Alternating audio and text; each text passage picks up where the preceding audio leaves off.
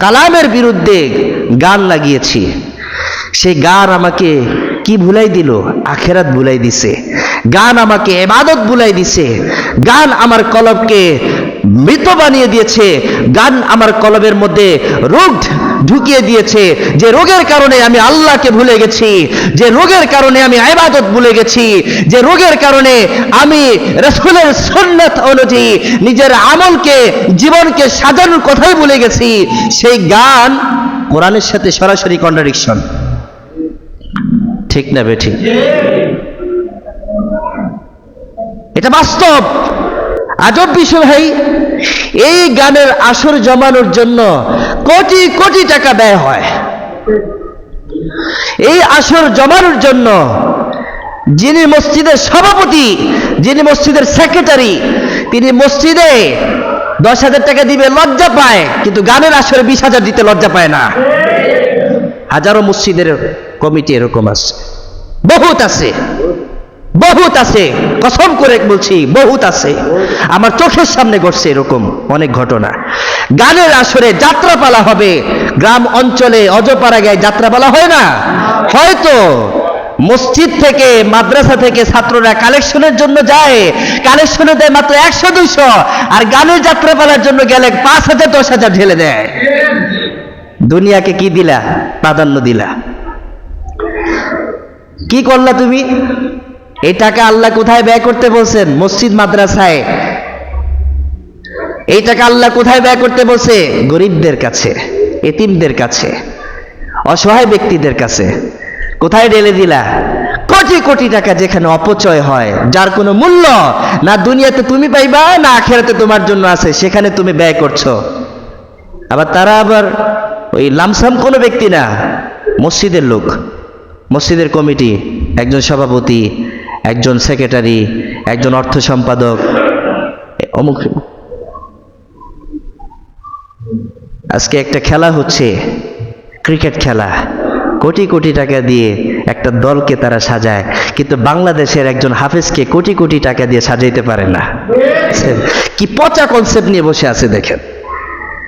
বাংলাদেশের 11 জন ব্যাটসম্যান, 11 জন বোলার, 11 জন কিপার, 11 জন ফিল্ডার, এদেরকে কোটি কোটি টাকা দিয়ে সাজায়, ফলাফল কি? জিরো। ফলাফল কি? আর বাংলাদেশে হাফেজ সারা বিশ্ব জয় করে আসে, তাকে একটা ফুলের মালা দিয়ে বরণ করবে, কোন মন্ত্রী চেয়ার থেকে নামেই না। কথা বলেন না কেন?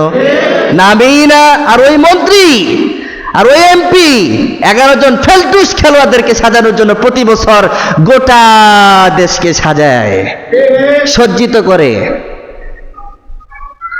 কোথায় মূল্য দিলেন? ইসলামকে কোথায় মূল্য দিলেন আপনি? আজকে বাংলাদেশে কোটি কোটি স্থানে মাহফিল হচ্ছে। মাহফিল আপনি কয় টাকা ব্যয় করছেন? আর একটা গানের আসর আপনি কয় টাকা দিচ্ছেন? বিবেককে চিন্তা করে দেখেন, বিবেক দিয়ে চিন্তা করেন আপনার এই টাকা কোথায় ব্যয় হচ্ছে। আপনি যদি একবার বিশ্বাস করেন এই সম্পদ আল্লাহ আমাকে দিচ্ছেন, তাহলে আল্লাহর সম্পদ কোথায় খরচ করার কথা ছিল? আল্লাহর রাস্তায় কি গান, যাত্রাপালা? কোথায় ব্যয় করলাম আমি? একে তো সম্পদ আল্লাহ দিলেন, দ্বিতীয়ত স্বীকারও করলেন আল্লাহ দিছে, কিন্তু ব্যয় করলাম শয়তানের রাস্তা, ব্যয় করলাম এক নর্তকীর পিছনে, ব্যয় করলাম এক যাত্রাপালার পিছনে, ব্যয় করলাম বিভিন্ন প্রতিযোগিতার পিছনে। কিন্তু মাহফিল হচ্ছে, কোরআনের কনফারেন্স হচ্ছে, হাদিসের কনফারেন্স হচ্ছে, মসজিদ একটা এখনো ভালো করে বানানো হয় নাই, কিছু কিছু এলাকার মসজিদ এখনো মাটির ঘর, বেড়ার ঘর, টিনের ঘর। সেখানে আমার টাকা নাই কেন? সেখানে আমার দান নাই কেন? কথা বলেন না কেন? গতকালকে একটা নিউজ দেখলাম, একটা অজপাড়া গায়ে টিনের চাল এমন ভাঙছে, ওটারে আরেকটা টিন দিয়ে জোড়া লাগানো হয়েছে, আর পুরা মসজিদটা হলো একটা মাটির ঘর।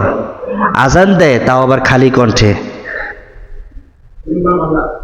সেখানে বলতেছে এই এলাকায় কি কোনো চেয়ারম্যান নাই? এলাকায় কোনো মেম্বার নাই?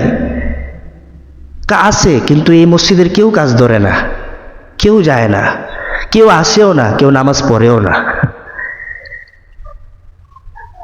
তাহলে বলেন তো আমরা আসলে কি নিয়ে পড়ে আছি? আমাদের মাকসাদটা কি ছিল? আমাদের মাকসাদ কি থাকার উদ্দেশ্য, কি থাকার কথা ছিল?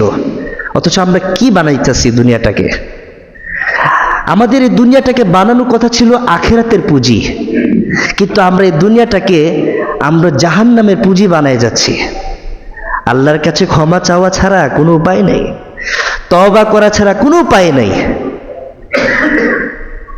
এজন্য ভাইদের কাছে আমার অনুরোধ থাকবে, আজ থেকে কখনো গানের আসরে দূরের কথা, কোনো গানের মজমা জমবে এমন কোনো দাওয়াত আসলে কখনই সে দাওয়াত গ্রহণ করা হবে না। কে কে রাজি আছেন? গান সাপোর্টই করবেন না। নাম্বার 3, আজ থেকে যতটুকু পারেন, যতটুকু আপনার সামর্থ্যে কুলায় ততটুকু সামর্থ্য আপনি মাদ্রাসায় না দেন, দিয়েন না, মসজিদে দিয়েন না। আপনার ঘরে যদি কখনো কোনো ফকির আসে, কোনো মিসকিন আসে, কোনো অসহায় আসে, তাকে আপনি খালি হাতে ফিরাবেন না। বলেন ইনশাআল্লাহ। আল্লাহ তাআলা আমাদের সকলকে আমল করার তৌফিক দান।